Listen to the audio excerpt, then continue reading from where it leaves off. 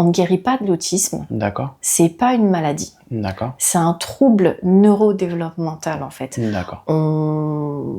C'est le cerveau qui est constitué d'une autre façon. Bonjour, vous êtes sur la chaîne Lumière Noire Production. Nous sommes aujourd'hui avec Anissa qui va nous parler de son quotidien avec ses 2 enfants en situation de handicap. Bonjour Anissa. Bonjour Sofiane. Comment vas-tu? Ça va, je te remercie. Merci pour l'invitation. C'est normal, merci d'avoir honoré l'invitation. Merci d'être présente avec nous. Pourrais-tu te présenter pour commencer, pour celles et ceux qui ne te connaissent pas encore, Anissa, s'il te plaît? Alors moi c'est Anissa Mraoui, donc maman de 2 enfants porteurs d'autisme, oui. Adil et Jibril, 15 ans et 10 ans. Et autrice du livre Debout, toujours debout. Je gère des pages de sensibilisation sur les réseaux. D'accord. À l'handicap, l'autisme, ces combats quotidiens, à la parentalité atypique surtout. Effectivement, et c'est un travail à part entière, on va dire. C'est tous les jours, c'est une journée quand même un petit peu d'action aussi. Oui. Parce que vous êtes un petit peu pris par la situation de tes enfants, tu vois. Et je voulais savoir si tu peux nous en parler un peu plus de la personnalité de tes 2 enfants, s'il te plaît. Ouais, j'ai Adil déjà, mon aîné, donc un ado de 15 ans. D'accord. C'est un petit coincé dans un corps d'homme. D'accord. Il est autiste, mais pas que. Il a un grand retard de développement global. Et plein de petites choses qui se greffent à ça. Parce qu'en fait, il est dans un autisme très profond. Sévère, non verbal, non communicant même, parce qu'il y a beaucoup d'enfants qui n'ont pas accès à la parole, mais qui ont accès à des outils, etc., pour pouvoir communiquer, pour pallier à ça avec des images, etc. Avec Adil, c'est encore très compliqué. Et petit Jibril de 10 ans, porteur d'autisme lui aussi. Après, c'est totalement différent. Chaque enfant autiste a sa personnalité, a ses propres particularités aussi dans le handicap. C'est ce qui est compliqué avec cet handicap, parce que il y a autant de formes d'autistes que d'autistes. Hein. Comment s'est passée l'annonce du diagnostic? Comment tu l'as appris et justement quelle a été ta première réaction?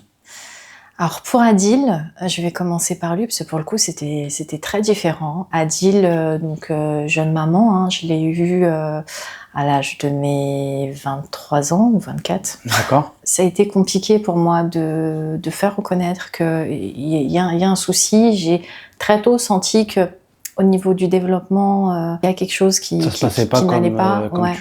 Un enfant très très calme, un peu trop, un bébé qui pleure beaucoup, mais un bébé qui pleure, jeune maman, elle stresse peut-être un peu trop, c'est normal, c'est votre premier. Faut pas trop le couver, faut le stimuler, etc. Au début, ils n'avaient pas compris totalement non, c'était dur qu'on me prenne au sérieux, en fait, tout simplement. Qu'on me prenne au sérieux. Donc, j'ai continué de consulter plusieurs professionnels, hein, plusieurs pédiatres, plusieurs médecins, etc. Et à l'époque, c'est mon médecin de famille, pour le coup, qui m'a pris au sérieux, médecin généraliste. Donc, j'ai été le voir, je lui ai dit, je suis super inquiète pour Adil, parce que je vois qu'au niveau du développement, ça va pas.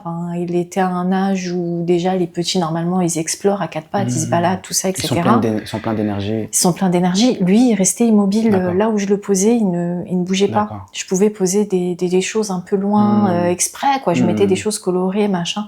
Il bougeait pas. Tout bébé... il réagissait pas comme tout le monde, entre guillemets. Tout de suite, je pense, il est vraiment sur... un autisme tellement profond que c'est pour ça qu'on a pu le voir aussi tôt, parce qu'à l'époque j'y connaissais rien, c'était un tout nouveau monde pour moi. Je savais qu'il y avait quelque chose, mais l'autisme pour moi c'était encore très lointain, j'y connaissais absolument rien du tout. C'était tout nouveau. Ouais. Et du coup ce médecin, on se programme des rendez-vous comme ça régulièrement. Sur un rendez-vous je peux pas me fixer, je peux pas vous dire. Et très très vite, au bout de quelques mois, il m'a dit bon, on a pris rendez-vous dans le cabinet avec une association. À l'époque, il y en avait très peu. Il y en avait une dans notre région assez connue. J'avais déjà commencé à faire des petites démarches. J'avais pris la première psychomote que j'ai trouvée dans le bottin. Donc, je l'emmenais, j'essayais d'avoir des petites billes, tout ça, etc. Exactement. Et à cette époque-là, déjà, on parlait d'autisme parce que je multipliais les consultations, cherchais un petit peu des réponses. C'est un pédopsie d'un hôpital à l'époque, il me disait il m'a dit je suis pas apte normalement à diagnostiquer ni à vous dire ça comme ça, mais il a senti que j'avais besoin de cette réponse et au bout d'un moment il m'a dit pour moi Adil il est dans de l'autisme. Et bizarrement bizarrement oui et non, je cherchais des réponses pendant un petit moment. Ça m'a soulagée. Parce que je me suis dit, Comment enfin, tu as pu poser voilà. un nom sur Exactement. sur le problème de ton fils. Mais c'est exactement Donc, ça, ouais. Je savais qu'il y avait quelque chose. Quoi? Je sais pas. Et enfin, il y avait un nom. Enfin, je vais pouvoir creuser et pouvoir essayer de l'aider au mieux, de répondre au mieux, de pallier au mieux ses difficultés pour l'aider. Et oui, donc, il faut comprendre, il faut savoir qu'est-ce que ton fils il a pour agir dans de bonnes conditions et surtout de ne pas perdre du temps parce que on va dire le temps il est compté, on peut dire. Le temps il est compté. Le temps il est compté parce que plus jeunes ils sont stimulés et plus ils ont de chances d'évoluer la meilleure des façons. Donc c'est important aussi de le savoir tôt, diagnostiquer tôt pour les stimuler assez tôt et puis mettre ce qu'il faut en place. Exactement. Parce que sinon les enfants restent dans leurs difficultés et pire ils grandissent avec leurs difficultés, les difficultés grandissent avec eux. Quand ça devient trop compliqué, c'est dur de trouver quelque chose d'adapté derrière. Exactement. Donc Adil tout de suite, il a eu une prise en charge très tôt, maternelle, je l'ai mis à mi-temps, il avait un second mi-temps dans une IME, Institut médico-éducatif. Tout s'est fait naturellement comme ça, et puis les besoins, ils étaient si intenses que déjà maternelle pour moi c'était angoissant, je le voyais pas en maternelle, mais c'est important, il faut qu'il soit le plus en contact avec les milieux sociaux ordinaires. Bien sûr. Voilà. Qui vivent une vie d'un enfant malgré son handicap. Voilà. Parce que généralement, on a tendance à les mettre de côté et c'est vraiment catastrophique. Et ça empire même la situation d'handicap, j'ai l'impression. Et puis là, on est dans un... Même s'il y a eu beaucoup d'évolution à ce niveau-là, mais c'est les moyens, en fait...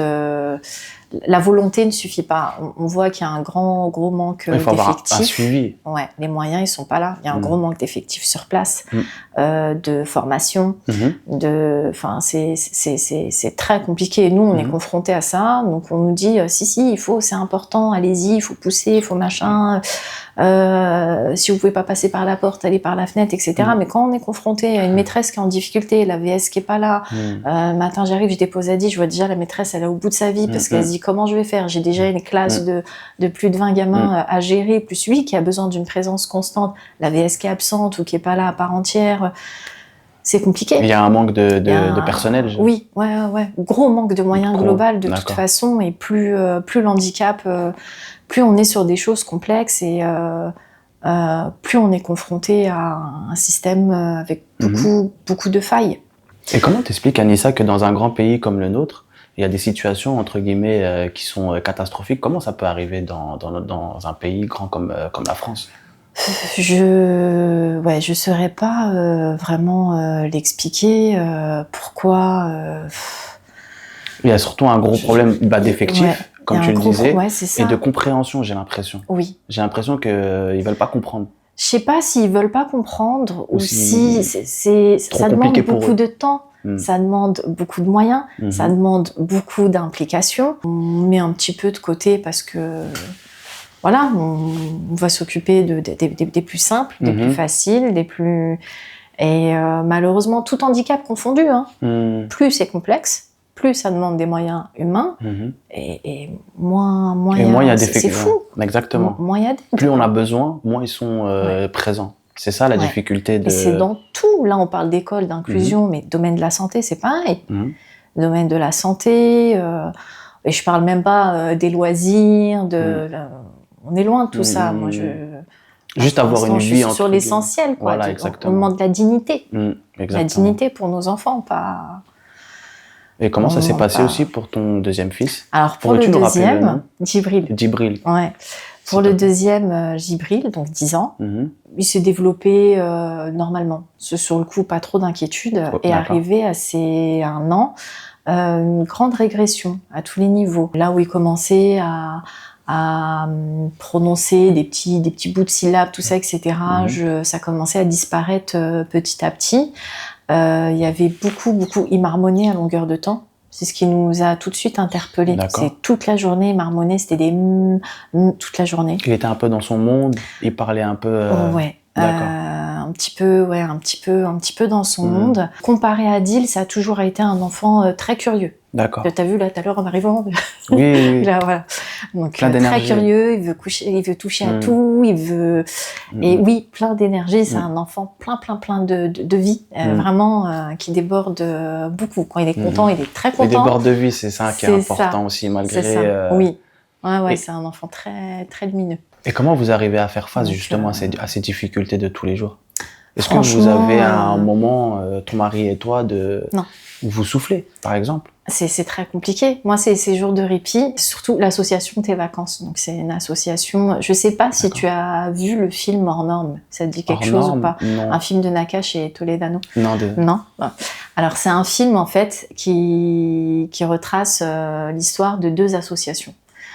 L'association du Silence des Justes et l'association Tes Vacances. D'accord. Donc, association Silence des Justes, donc à la tête c'est Stéphane Benamou et Daoud Tatou c'est une belle histoire. Et on leur passe le salut. Ouais, on leur passe une bonne continuation. Le salut. En tout cas, merci pour ce que vous faites pour le quotidien des femmes ou des hommes aussi et des couples qui vivent une situation un peu compliquée. Et de ces jeunes aussi, parce que là on parle d'enfants, mais ces jeunes deviennent des ados, deviennent des adultes. Exactement. Nous, parents, on n'est pas éternels. Et c'est pour ça que ça me tient à cœur de sensibiliser autant, de laisser autant de traces comme ça derrière moi, de me dire, bah voilà, moi demain, il m'arrive quelque chose, je veux pas dire je pars en paix, parce que ça, je sais pas. J'aimerais partir en paix, mais j'aurais mis le plus de moyens possible derrière moi, le plus de traces possible, pour que, voilà, parce que ça aussi, c'est hyper angoissant de se dire... c'est frustrant. Comment ça va se passer comment ça va être pour lui demain. Là, il est en IME, Institut médico-éducatif. À ses 20 ans, ça se passe comment? Et si nous, on n'est plus apte... Alors, je parle beaucoup de moi, parce que j'ai un mari très présent, c'est mon ombre. Sans son implication, on n'en serait pas là. Sans son implication, je pourrais pas sensibiliser autant, ce livre n'existerait pas, etc. Donc c'est un homme très discret, donc je respecte ça. C'est un homme très sage, très discret, mais qui nous porte tous à bout de bras, parce que c'est usant. C'est usant et parfois ils nous ramassent tous à la petite cuillère, moi compris, quoi. Et justement, Anissa, sans rentrer forcément dans les détails ou sans, c'est possible, si tu veux, tu ne réponds pas. Mais pourrais-tu nous expliquer une scène où ça a été vraiment compliqué pour vous? Un jour où ça a été vraiment très compliqué, où c'était vraiment, vous étiez au bord. Je vais te parler plus d'une période. D'accord. Un jour comme ça en particulier, c'est dur. Adil, depuis tout petit. D'accord. Il a des phases où il va mal, on n'arrive pas à mettre le doigt là-dessus. Pareil, il y a d'autres pistes avec les professionnels, mais pour poser un diagnostic précis, c'est très compliqué. Des phases où il va mal, ça va se manifester par une grande perte d'appétit, des gros troubles du sommeil, des fois des nuits blanches. Et il va mal, il est au plus bas et gère avec beaucoup d'agressivité. D'accord. Parce qu'il a que ça en sa possession. Des fois, il peut être violent, malheureusement, envers vous. Ouais. Sans qu'il le sache, bien sûr. Ah oui, bien sûr. Parce que c'est pas un enfant j'essaye de chercher mes mots, pas être... Oui, mais tout à fait. Mais je tiens à préciser que c'est un enfant en situation de handicap et malheureusement, il n'est pas forcément conscient de tout ce qu'il fait. Exactement. Et parfois, il peut... Exactement, et on reste la figure d'attache. Et c'est important d'en parler. Bien sûr. C'est important parce que pour un parent, pour une maman, alors moi je parle maman parce que voilà, en tant que femme, déjà c'est dur d'y être confrontée parce qu'on nous prépare pas à ça. Hein. On nous prépare pas à tout ça. Alors, on nous pose un diagnostic au début, alors on le met... alors je sais que maintenant ça a changé en termes de diagnostic, etc. Donc il y a les paliers sévères, modérés ou légers. Mais... Et justement, il est dans quelle catégorie, votre enfant? Adil, sévère. Il a été diagnostiqué sévère. Certains sont diagnostiqués sévères et puis ça évolue très bien, etc. Voilà. Et il y a moyen de guérir, Anissa, Alors, on guérit pas c'est une très bonne question. On ne guérit pas de l'autisme. D'accord. C'est pas une maladie. D'accord. C'est un trouble neurodéveloppemental, en fait. D'accord. c'est le cerveau qui est constitué d'une autre façon. Il y a des méthodes éducatives, voilà, etc., qui peuvent les aider, parce que là, il y a de gros troubles au niveau de la communication, des gros troubles au niveau des interactions sociales, des fois même cognitives aussi. Là, Adil, ce qui est compliqué, c'est qu'en plus, il y a un énorme retard de développement global aussi. Et plein de petites choses certainement qui y sont greffées, mais comme je te disais, voilà, c'est compliqué, on tâtonne, on prend des notes, on se met en lien avec tous les pros, on fait au mieux. C'est un trouble neurodéveloppemental, on n'en guérit pas, on est autiste, c'est une façon d'être, voilà. Et on peut aider avec des méthodes éducatives, etc. Voilà, il y a pour pas que ça s'aggrave, on va dire. Oui, voilà, ouais. Comment gères-tu le regard des autres, Anissa? Alors le regard des autres, il y a des jours où j'ai envie de dire on fait pas attention, et il y a des jours où d'autres où c'est très compliqué, quand déjà quotidiennement tu gères l'ingérable, quand tu gères avec des troubles du sommeil, avec un enfant qui va mal, qui gère avec beaucoup d'agressivité, on n'a pas besoin en plus de ça. Sur ces moments-là, qu'on nous pointe du doigt ou de jugement extérieur ou le plus souvent, les gens, ils ont un regard mauvais. Je sais pas si j'arriverais à jauger comme ça. Peut-être la plupart du temps, parce qu'il y a deux types de personnes. T'as ceux qui connaissent rien à l'handicap. Ils peuvent avoir le jugement facile, mais ça n'a pas le même impact. D'accord. Tu vois ce que je veux dire? Bien sûr. Parce que on se dit, la personne ne la connaît pas. Donc il y a des fois où tu vas avoir des réflexions où tu peux, enfin, on émet le doute, on se dit, la personne, elle y connaît rien. Et puis, t'as d'autres types de personnes où le jugement, il est facile. Tout de suite, ton gamin, il va passer pour quelqu'un de hyper mal élevé parce qu'il te fait une scène pas possible en caisse, parce qu'il a vu les bonbons ou machin. Toi, c'est important moi, je vois par exemple Gibril qui a accès à beaucoup plus de choses, etc. Pour lui, c'est encore plus compliqué d'intégrer le non. Enfin, aujourd'hui, c'est beaucoup plus facile, mais j'ai eu une phase de son enfance, comme tous les enfants. Sauf que chez eux, ça prend encore plus d'ampleur. Oui, surtout en plus comme ils sont hypersensibles. C'est ça. Donc forcément, ça rajoute de l'incompréhension au non. Oui, exactement. Donc, effectivement, c'est ce qu'on disait tout à l'heure. Des fois, il y a des personnes qui ont jugement facile, qui peuvent confondre entre situation de handicap et une mauvaise éducation, tant pour moi.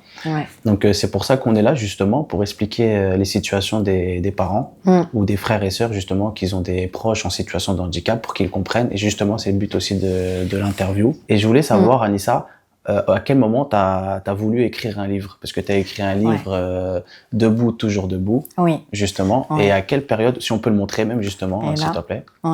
Alors ce livre-là, je l'ai écrit sur un moment très difficile. D'accord.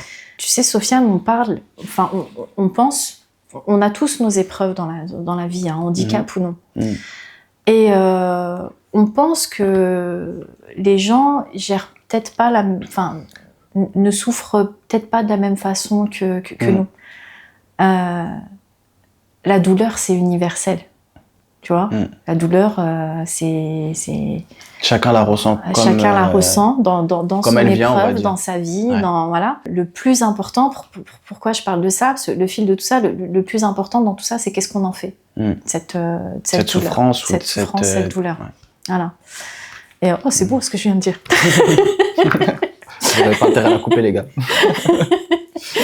Donc, ce livre, il est né d'une période un peu compliquée parce que Adil, il allait pas bien. Ce que je te disais, il y a des périodes de sa vie, hauts et des bas. Voilà, des hauts et des bas. Puis en plus, avec l'adolescence, donc le corps qui change.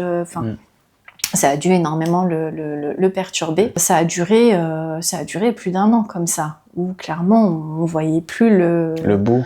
On voyait plus le bout. Il n'y avait pas d'évolution pour vous. Il n'y avait pas forcément d'évolution par rapport à ça. Non, c'était très compliqué. Ça faisait que descendre.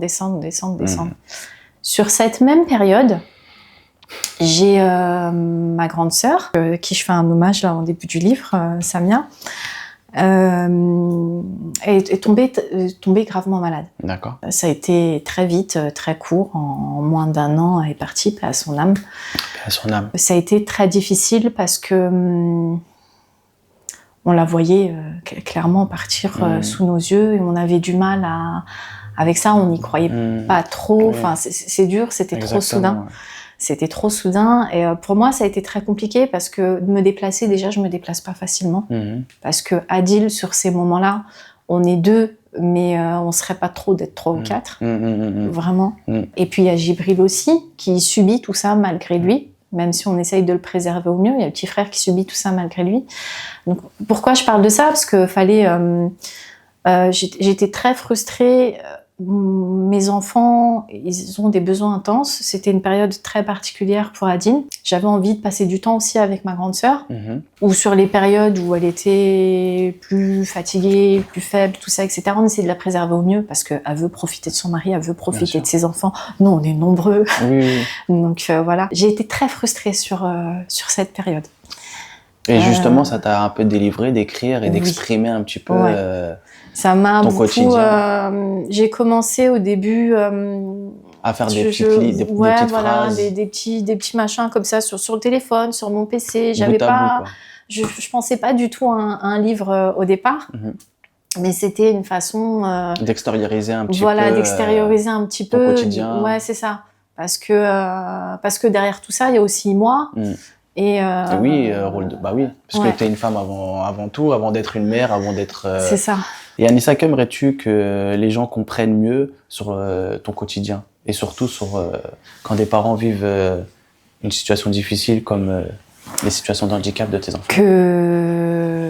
Moi, ce que j'aimerais, c'est pour les parents comme nous, en fait, derrière tous les diagnostics, tous ces protocoles éducatifs, etc., il y a des parents qui se battent quotidiennement, qui portent tout à bout de bras. Moi, ce que j'aimerais, c'est que tous ces combats silencieux, parce que pour le coup, des fois, on a l'impression d'être totalement transparent, soient reconnus à sa juste valeur et valorisés, tout simplement. Quel message t'aimerais transmettre aux parents qui vivent la même situation que toi? Aurais-tu un petit message pour les aider ou pour essayer de les diriger vers des associations ou des structures qui sont adaptées à leur situation? Un message de ne pas hésiter à demander de l'aide. Voilà. C'est vrai que c'est très compliqué de déléguer, surtout quand on a des enfants avec des besoins aussi intenses. Exactement. Mais faut comprendre que on reste humain et comme le disait bien Mohamed chez Kardesh TV, l'humain a besoin de l'humain. Exactement. C'est une phrase toute simple comme ça, mais ça m'a marqué. Exactement. Pour mieux rebondir, en fait, c'est pas comment dire, c'est pas une faiblesse de demander de l'aide. T'avais du mal à demander de l'aide au début? Énormément. D'accord. Beaucoup. Beaucoup. Donc c'est important de le dire. Okay. Ouais. Et comment t'as réussi justement à franchir ce cap? De se rendre compte que on peut pas tenir comme ça indéfiniment et sincèrement j'ai eu peur. J'ai eu très peur, je te le dis honnêtement. On arrivait à un tel niveau de fatigue que je me dis on va tenir combien de temps comme ça? Donc combien de temps on va tenir comme ça? Et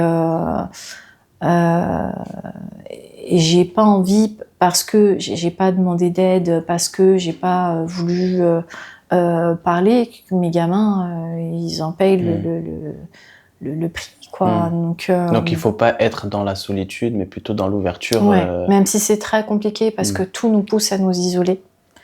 Mais il y a de plus en plus d'associations. Il y a de plus en plus d'associations, en plus de parents maintenant. Donc, tu as quelques noms, Anissa, d'associations pour... Là, comme ça, en tête, tes vacances, déjà. Ensuite, en association de parents, il y en a beaucoup. Il y en a beaucoup. Donc vraiment, tu les conseilles de se diriger vraiment dans les associations et franchement demander de l'aide. Aussi. Les groupes de parole, c'est important. D'accord. De sortir de ça et puis de voir qu'on n'est pas seul. Anissa, qu'aimerais-tu que ce témoignage, à travers cette vidéo, inspire celles et ceux qui vivent la même situation que toi? Malgré les épreuves, malgré les tempêtes, malgré les moments difficiles, ce qu'il faut garder en tête, c'est parce qu'on nous dit tout le temps, enfin, vous êtes fort, parents warrior, maman warrior, tout ça, etc. Derrière ça, ça peut être hyper culpabilisant parce que nous, le quotidien, on le vit et on sait à quel point on puise dans nos réserves, à quel point on est fatigué. Être fort, c'est pas ne pas tomber. Être fort, c'est de savoir se relever. C'est ça, savoir se relever et garder cette capacité d'espérer toujours, malgré tout. Anissa, pour finir, pourrais-tu nous dire tes réseaux sociaux, s'il te plaît? On ne sait jamais si des parents ils veulent peut-être te contacter pour avoir des petits conseils ou, il n'y a pas de souci, avec grand plaisir. Ou des endroits où aller pour... Mais avec grand plaisir. Alors moi, je suis sur un peu tous les réseaux, Facebook, Insta, YouTube, TikTok. On peut me retrouver sous autisme et résilience. D'accord. Voilà. Et en tout cas, merci beaucoup d'être venu. Merci de nous avoir partagé ton histoire qui est très enrichissante. Et j'espère qu'il va aider le plus grand nombre justement à trouver sa place en tant que parent d'autistes. Et même les enfants en soi. Comme ça, au moins, ils peuvent avoir des parents qui sont un peu plus, peut-être, qu'ils ont appris déjà beaucoup de choses à travers cette interview. Donc, merci beaucoup, Anissa, c'est très gentil. Merci à vous. Merci. Donc, la résilience, trouver de la force dans l'épreuve. Face à ce jugement social et à l'isolement qui en découle, les familles trouvent souvent de la force dans la résilience. Pour beaucoup de parents, leur enfant est une source d'inspiration. Voir leur enfant lutter pour surmonter les obstacles quotidiens donne aux parents une raison de continuer à se battre. Ils puisent dans leur amour inébranlable pour leur enfant et dans l'espoir qu'un jour, la situation pourra s'améliorer, même si ce n'est que par des petites étapes.